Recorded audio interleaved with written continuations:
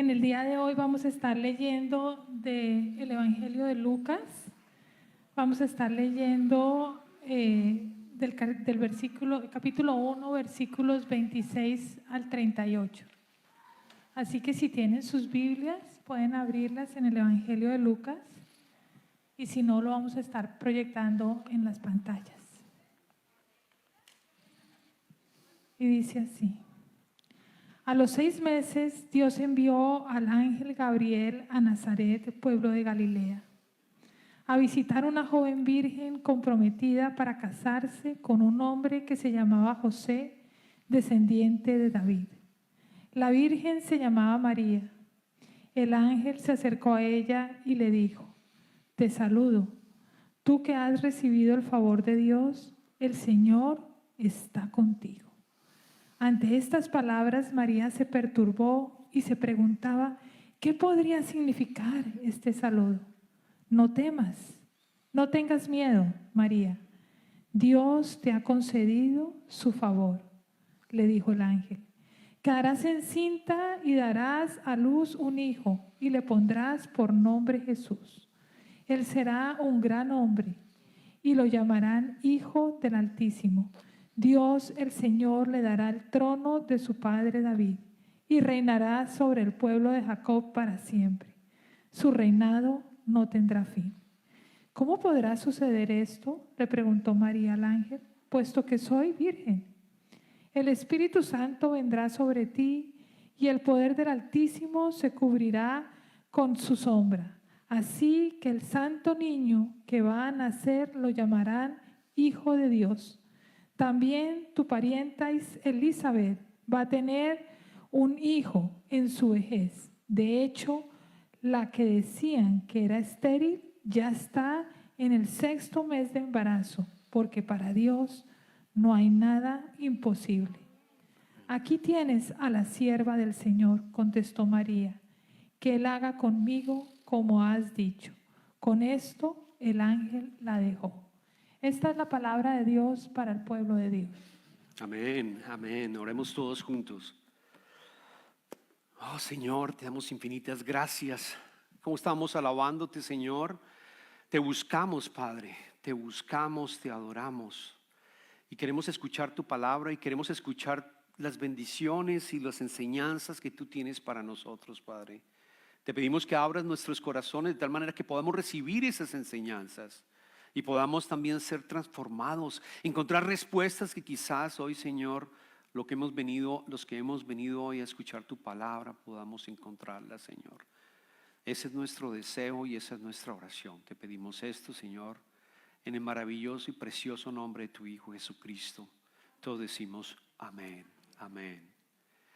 Quiero empezar comentándoles, bueno, primero que todo, feliz Día de Acción de Gracias para todos los que celebraron. Espero que hayan estado en sus familias, hayan podido estar celebrando en cada una de sus casas. Pero quiero arrancar con algo que yo creo que es importante entender también, que gracias a Dios tenemos nosotros aplicativos de GPS para llegar a los sitios donde nosotros tenemos que ir, ¿o no? Porque antes era con mapas y teníamos que tener mapas para saber a dónde nos estábamos dirigiendo, pero gracias a Dios en la tecnología tenemos aplicativos para llegar a nuestro sitio de una manera eficaz y rápida. Y hay varios, tenemos por supuesto el Apple Maps, tenemos también el otro que se llama el Google Maps y el Waze. Y estoy seguro que cada uno de ustedes tiene un aplicativo especial al cual utiliza diariamente, ¿o no? Por ejemplo, para mí es el Waze. Cada vez que yo me monto al carro para ir a algún sitio, coloco Waze como el default, como el aplicativo que siempre voy a utilizar. Y la razón por la cual me gusta Waze es porque tiene una comunidad de personas, ¿o no?, que están interactuando constantemente con el aplicativo. De esa manera uno, si utiliza Waze, para aquellos que no lo han utilizado, sabe si hay un animal muerto en la carretera o si hay un objeto, o probablemente si hay también un carro que está estacionado o si hay un policía escondido. No quiero decir yo, ojo, no quiero decir yo que no manejemos siguiendo las instrucciones digamos, de la policía vial. No. Pero a veces es bueno recordar que hay un policía de tal manera que podemos obedecer, ¿no?, el tráfico como tal. Y Waze tiene esa capacidad, lo cual me permite y me da confianza que yo voy a tener la mejor experiencia, la más rápida, y lo obedezco, y lo obedezco. Pero a veces, no sé si les ha pasado a ustedes, que a pesar de que estamos conduciendo con alguno de estos aplicativos que tienen GPS, que tienen la posibilidad de ver qué está pasando, que tienen una visión mucho más de la que nosotros no tenemos, desobedecemos a veces el aplicativo o no. Algunas veces empezamos a quejarnos porque nos está llevando por un sitio por donde no queremos. Justo este fin de semana que estábamos celebrando el Día de Acción de Gracias, tengo 2 hermanas que viven en Katy, así que íbamos todos camino donde mi hermana a celebrar el Día de Acción de Gracias, y por supuesto coloqué Waze, incluso que ya sabía por dónde ir, yo lo coloco para estar enterado de exactamente cómo está la situación del tráfico. Y bueno, cuando iba ya llegamos a Katy, y de pronto Waze me indicó voltear hacia la izquierda, que no era lo que normalmente yo hacía, faltando como unos 5 o 6 millas. Y sí, había tráfico, pero no lo suficiente como para tener que desviarme. Sin embargo, me desvié, obedeciendo a Waze, pero apenas me desvié, empecé yo a quejarme a mí mismo. Empecé yo a decirle a las personas que estaban en el carro, mi esposa, también la mamá de Anita y todos los demás, esto no me parece el sitio que deberíamos ir. Esto está yendo por otro lado, no tiene sentido. ¿Por qué me lleva por acá? Estaba complain, como se dice en inglés, estaba quejándome todo el tiempo, hasta que mi familia me dijo: papi, tú nos has dicho toda la vida que sigamos a Waze, obedece a Waze. Y finalmente lo obedecé y llegué. Pero esta es una ilustración que traigo en el día de hoy, porque esto se parece al caminar cristiano que nosotros deberíamos tener y obedecer. Porque nosotros deberíamos entregarnos completamente a ese Dios divino que tiene ese GPS y que conoce lo que puede pasar en el futuro, lo conoce a ciencia cierta, que conoce lo mejor para nosotros. Y sin embargo, algunas veces nos negamos a abandonar y seguirlo. Nos negamos a entregarlo absolutamente todo a Él. Por eso el sermón del día de hoy lo llamo abandonándonos al amor de Dios. Abandonándonos al amor de Dios. Porque hay una palabra en inglés que se llama surrender, pero surrender significa como rendirse a pesar de que no quiero ir. Y yo creo que el mejor verbo es abandonarse. El mejor verbo que indica es abandonar física y espiritualmente a lo que el Señor tiene para nosotros y obedecerlo, abandonando nuestra vida a Él. Esa es la foto perfecta, esa es la foto que estamos invitados a seguir, y desafortunadamente no lo hacemos. Conocemos a Dios, conocemos a Cristo, y algunas veces nos invita a entrar por la ruta del perdón y decimos: no, yo no quiero perdonar a esa persona, no, yo no quiero perdonarlo a él o a ella, no me invites a pasar por allá.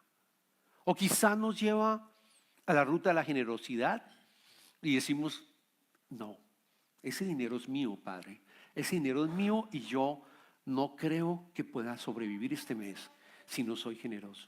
Y nos lleva por diferentes rutas todo el tiempo y nos quejamos. Hoy vamos a aprender de María.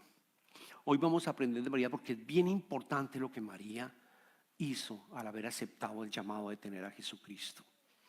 María, si lo quieren ver, para mí es la primera cristiana. Es la primera persona que escuchó el nombre de Jesús, que significa Dios salva. Y sí, el nombre Jesús estaba en el Antiguo Testamento, pero esta es la primera vez que leemos en las Escrituras que ella entiende que ese es Jesús, el Mesías, el que salva. Es la primera vez que escuchamos esa palabra y que ella lo escuchó por primera vez. Luego, ella, al aceptar que su cuerpo tuviera a Jesucristo, es la primera cristiana que dijo sí a Jesucristo. Por lo tanto, podemos compararnos nosotros. ¿Qué tanto nosotros realmente nos entregamos al Señor? ¿Qué tanto nosotros nos abandonamos física y espiritualmente, como lo hizo María, como lo hizo la Virgen María, que lo hizo de una manera de fe, de confianza y de valentía? Recordemos ese llamado. ¿Quién era María? Las Escrituras nos dicen en el verso 26 y 27 algunas ideas de quién era María. En el verso 16 a 27 le volvamos a leer, dice: a los 6 meses Dios envió el ángel Gabriel a Nazaret, pueblo de Galilea, a visitar a una joven virgen comprometida para casarse con un hombre que se llamaba José, descendiente de David. Sabemos acá que María vivía en Nazaret, que había nacido en Nazaret, que se encontraba adicionalmente ya comprometida, que era una mujer virgen, estaba comprometida para casarse con un hombre que se llamaba José, que era descendiente de David. Y quiero que entiendas que en esa época el hecho que estuviera comprometida con José significaba que prácticamente estaban casados. En esa época y en el judaísmo, si te comprometías, ya prácticamente eran marido y mujer. Luego María no podía llegar a tener relaciones con José o tener un hijo, no lo podía hacer. Ambos tenían que respetarse mutuamente, preparar el sitio donde iban a vivir, deberían de ser santos y prepararse para el matrimonio. María adicionalmente era probablemente en esa época tendría entre 12 a 15 años, 12 a 15 años. Porque en esa época, después de tener el periodo, la mujer ya, su primer periodo, la mujer ya pudiera llegar a casarse. Luego ella tenía, quiero que se imaginen, entre 12 a 15 años. Nazaret era un pueblo de aproximadamente 200 habitantes en esa época. Luego todos se conocían con todos, muy seguramente. Todos se conocían con todos. Y la mayoría de las personas que vivían allí eran personas que seguían a Jehová. Eran personas que creían en el Antiguo Testamento, que adoraban a Jehová, nuestro Dios. Todos ellos. Y José venía del linaje de David, precisamente porque se cumplieron las escrituras, que el padre, no necesariamente padre, sino no el padre físico de Jesucristo, sino que el esposo de María iba a venir del linaje del rey David. Eso es lo que podemos saber de María. Y recordemos el anuncio, y vamos a ir punto a punto para entender cómo María responde a ese anuncio. El arcángel Gabriel, en el versículo 22 y 33, dice lo siguiente: el ángel se acercó a ella y le dijo: te saludo, tú que has recibido el favor de Dios, el Señor está contigo. Ante estas palabras María se perturbó y se preguntaba qué podría significar este saludo. Quiero que entiendas, imagínense a María en su casa en Nazaret y de pronto se aparece un ángel de la nada, se acerca a María. María podía ver al ángel. María tuvo esa experiencia grandiosa de haber visto al ángel, quien le dice: te saludo, tú que has recibido el favor de Dios, el Señor está contigo. Qué palabras tan maravillosas. El Señor está contigo. Y como cualquiera de nosotros, yo creo que ella se debió de haber asustado y entender y preguntarse qué es lo que está pasando, porque después leemos en el versículo 30: no tengas miedo, María, Dios te ha concedido su favor, le dijo el ángel. No tengas miedo. Nuevamente, no tengas miedo. No tengas miedo. Ustedes sabían que en todas, así lo encuentres tú en las diferentes versiones de la Biblia, así tú encuentres parafraseado este mensaje, no tengas miedo, aparece 365 veces aproximadamente en la Biblia, Antiguo y Nuevo Testamento. Lo cual nos da a indicar que nuestra vida y nuestro año y todo lo que nosotros vimos en un año deberíamos recordarnos diariamente.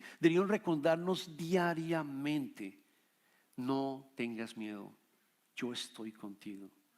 Esto le quedó claramente a ella, posiblemente quedó más calmada. Y después vemos los siguientes versos en donde le dice el ángel: quedarás encinta y darás a luz un hijo y le pondrás por nombre Jesús.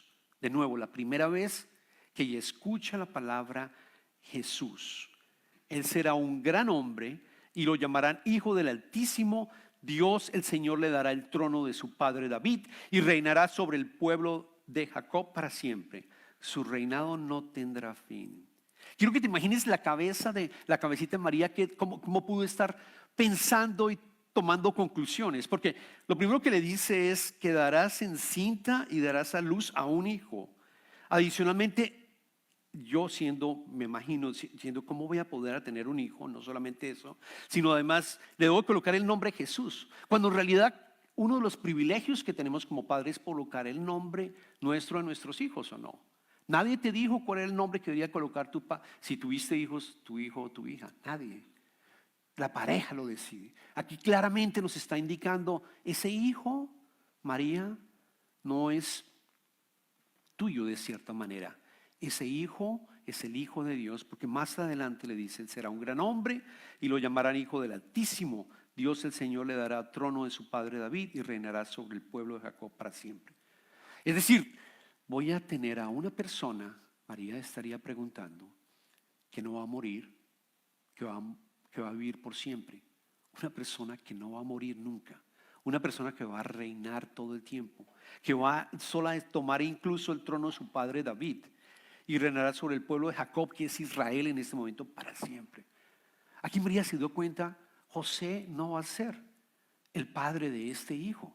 Tiene que ser alguien divino. Voy a tener aún al Dios mismísimo, quizás pudo haber pensado María en ese momento. Y es por eso que pregunta, ¿cómo podrá suceder esto?, le preguntó María al ángel. Porque puesto que soy yo virgen, continúa en el siguiente verso 34. Por ese motivo está preguntando, ¿cómo podrá suceder esto? Y después le dice en el versículo 35, el ángel, el Espíritu Santo vendrá sobre ti y el poder del Altísimo te cubrirá con su sombra. Así que el santo que va a nacer lo llamarán Hijo de Dios. Quiero que entiendas que cuando María escuchó estas palabras, te cubrirá con su sombra. En la Biblia, en el Antiguo Testamento, precisamente el Salmo 91 dice, el que habita al abrigo del Altísimo se acoge a la sombra del Todopoderoso. El que habita la sombra del Altísimo es precioso, significa que está siendo separado, es una persona que está siendo separada y está siendo santa. Y cada uno de nosotros, si entendemos quién es Dios, la Trinidad, Dios Padre, Dios Hijo, Dios Espíritu Santo, y que el Hijo vino para salvarnos porque Él es el que salva, y lo aceptamos en nuestro corazón, quiero que entiendas que hay una sombra que te cobija. Quiero que entiendas que hay una sombra que te saca y te separa, como decíamos la semana pasada, porque eres santo y somos llamados a ser santos. Somos llamados a ser santos. Estamos separados para algo del cual nosotros hemos sido santificados. Ese es el cristiano, esa es la persona que ha aceptado a Jesucristo. Y claramente nos repite que la sombra es como un símbolo de consagración, es un símbolo de santidad, igual como el tabernáculo en su momento. El tabernáculo siempre estaba acompañado, recuerden, con una sombra, que era la presencia y la gloria de Dios que estaba allí presente.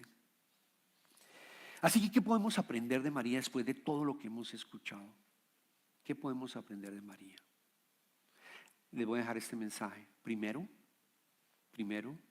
María fue escogida por gracia, no por mérito. María fue escogida por gracia y no por mérito.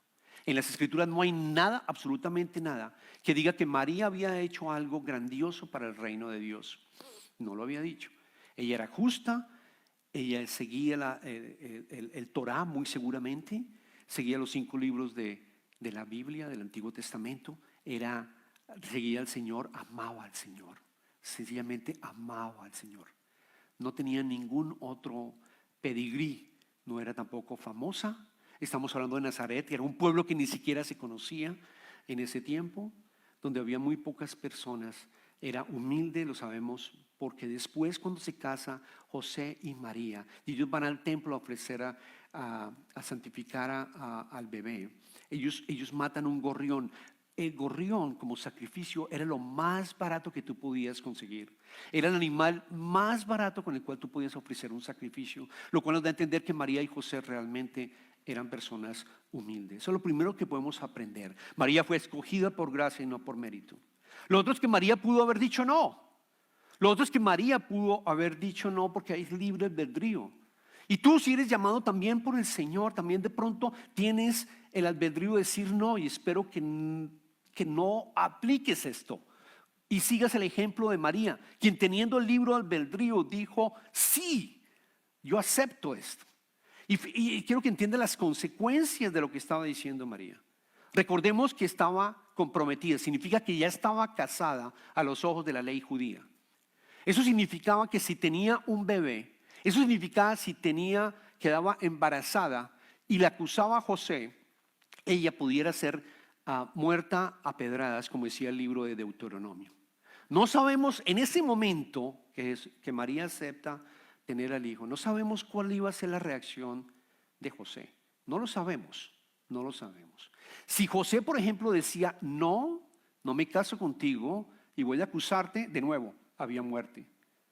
Pero si José también decía, lo hago, como finalmente lo hizo de acuerdo al Evangelio de Mateo, porque finalmente otro ángel le avisó en el Evangelio de Mateo, lo estamos leyendo, a José, de que no tuviera miedo y que tuviera a María como su esposa.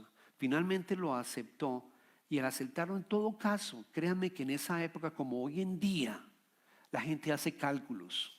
La gente debió haber hecho cálculos, y estoy seguro que en Nazaret, que era un pueblo pequeñito, debieron de haber dicho, a ver, fecha de matrimonio, fecha de nacimiento, esto no me cuadra, porque no sabemos cuántos meses ya habían transcurrido, no sabemos cuántos meses faltaban para tener el matrimonio, la fecha oficial de matrimonio, pero estoy seguro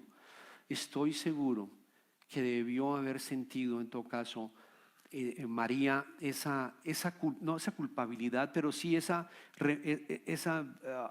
presión social, porque había sido una mujer que había tenido relaciones sexuales muy seguramente antes del matrimonio. Y algo que quiero que entiendas también es que Jesucristo pudo haber vivido una vida en donde lo estaban marcando como un hijo ilegítimo, En las escrituras nunca aparece, pero claramente Jesús siempre sería visto como legítimo, que ella siempre sería vista como la portadora de un hijo legítimo. Tú le preguntas, ¿qué hubieras hecho tú en estos casos? ¿Qué hubieras hecho tú en este caso particular? ¿Y qué harías tú si recibes un llamado a seguir al Señor, a hacer algo específico? ¿Qué harías tú? Como Waze te vas para otro lado, Waze te lleva para otro lado y tú dices, no, empiezas a quejarte, le vas a decir al Señor, no voy a hacerlo porque las consecuencias son más grandes.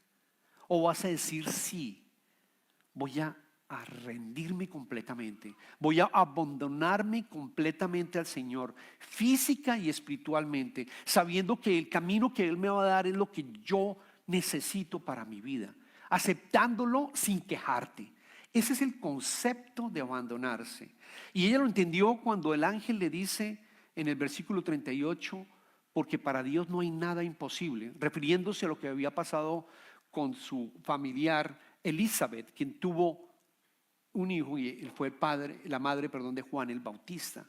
Ella entendió que para Dios no hay nada imposible. Ella entendió, y después de eso con fuerza lo dice. Aquí tienes en el verso 38, aquí tienes a la sierva del Señor, contestó María, que Él haga conmigo como me has dicho.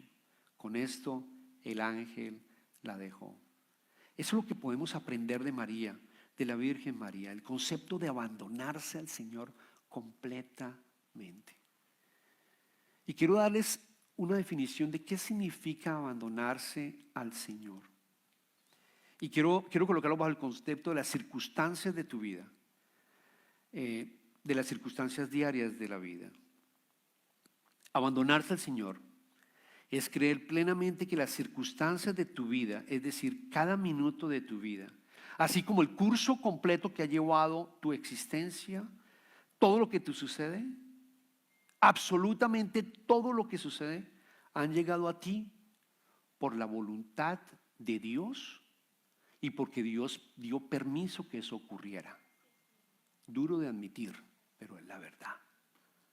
Abandonarse al Señor es entender que todo lo que tú has experimentado, todo lo que tú experimentas diariamente, Dios lo ha permitido o Dios lo ha entregado a su voluntad, porque es lo que Él espera que tú llegues a experimentar para el bien de Él y para el bien tuyo.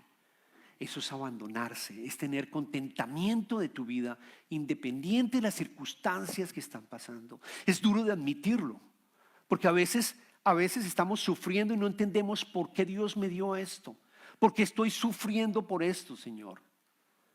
Pero cuando tú entiendes que abandonarse es entender que es algo que Él lo permitió y desconocemos, es un misterio la razón por la cual desconocemos, pero entendemos que es algo que para nosotros al final nos va a beneficiar, al final va a implicar una santificación mayor, al final va a significar conocer más al Señor. Entonces tú lo aceptas, te abandonas a Él y dices: ok, Señor, lo tomo a pesar del dolor que me está causando, pero yo sé que estás conmigo, yo sé que no me vas a abandonar, yo sé que las Escrituras y todo lo que se ha dicho, la palabra viva de Dios, y no me vas a abandonar, Señor. Luego lo tomo, no me quejo, absolutamente me entrego completamente. Y hay un concepto que quiero que entiendas también, si es difícil lo que tú estás experimentando en este momento, es la gracia de Dios. La gracia de Dios es lo que nos permita manejar las circunstancias difíciles de nuestra vida. Dallas Willard es un teólogo que me gusta mucho de sus escritos, lo ha mencionado varias veces en los sermones. Y él define la gracia de Dios como Dios actuando en nuestra vida para hacer lo que no podemos hacer por nosotros mismos. La gracia de Dios es poder experimentar lo que nosotros no podemos llevar a cabo para manejar en nuestras vidas. Esa es la gracia de Dios. La muerte de un familiar. ¿Cómo podemos soportar esto? Es la gracia de Dios. Un accidente. ¿Cómo podemos manejar esto que nos ha pasado? Es la gracia de Dios que te da ese soporte diariamente. Es como la gasolina para un avión poder despegar. Es exactamente lo mismo. Es eso lo que nos permite nosotros vivir día a día, incluso en dificultades. Incluso en dificultades. La gracia de Dios es lo que te permite realmente abandonarte completamente al amor de Dios. Y eso es lo que nosotros deberíamos aprender de María. Cada día, entender que todas las circunstancias es porque ha pasado dos cosas: Dios lo permitió o es la voluntad de Dios para nosotros. Pero si nos empezamos a rechazar y empezamos a rechazar lo que está pasando, vamos a estar sufriendo mucho más, nos vamos a estar alejando mucho más de lo que Dios quiere para tu vida. Ese es el llamado, entender lo que María hizo y cómo respondió. El cristiano debe rendirse por completo a la voluntad de Dios. Y es un proceso. No es fácil, es un proceso. ¿Cómo lo puedo hacer? Hay dos versos que me gustan bastante y espero que ustedes lo puedan memorizar, lo puedan escribir. Es un proceso y es diariamente. En el libro de Proverbios, escrito por Salomón, capítulo 3, versículo 6, dice: reconócelo en todos tus caminos y Él allanará tus sendas. Reconoce a Dios en todos tus caminos. ¿Cómo me abandono a Él física y espiritualmente, completamente? Reconócelo en todos tus caminos y Él te ayudará a tus sendas. Y el otro es Salmo 37, versículo 5, que dice: encomienda al Señor tu camino, confía en Él y Él actuará. Encomienda al Señor tu camino, confía en Él y Él actuará. Y ese es el llamado que nos hace el Señor en el día de hoy, con el cual nosotros podemos, en esta época de Adviento, para prepararnos, recordar lo que hizo María, de entregarse completamente, de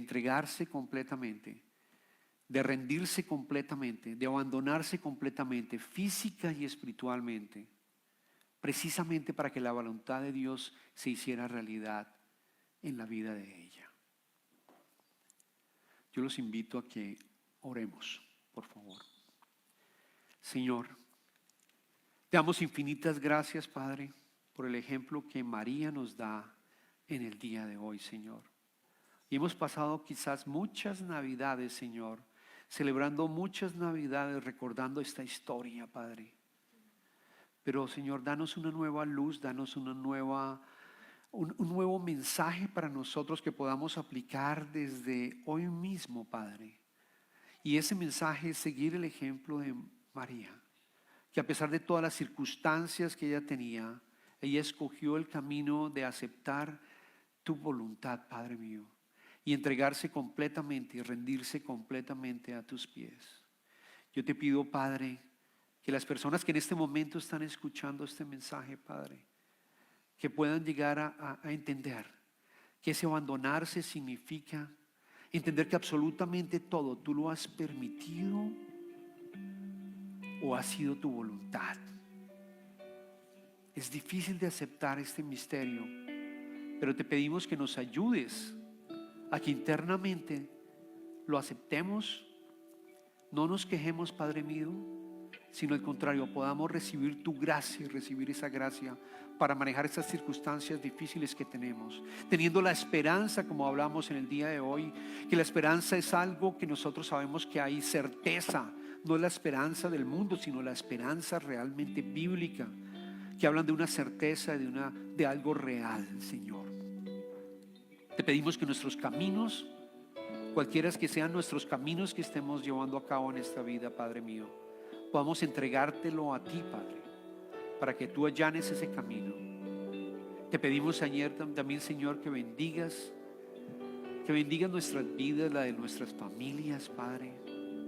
Que esta Navidad también ellos entiendan, nuestros seres queridos, el concepto de entregarse completamente a ti, sabiendo que tú eres la guía perfecta para nuestra vida, Padre mío, y que tú harás lo mejor de nosotros para tu gloria. Oramos esto en el nombre del Padre, en el nombre del Hijo y en el nombre del Espíritu Santo. Amén.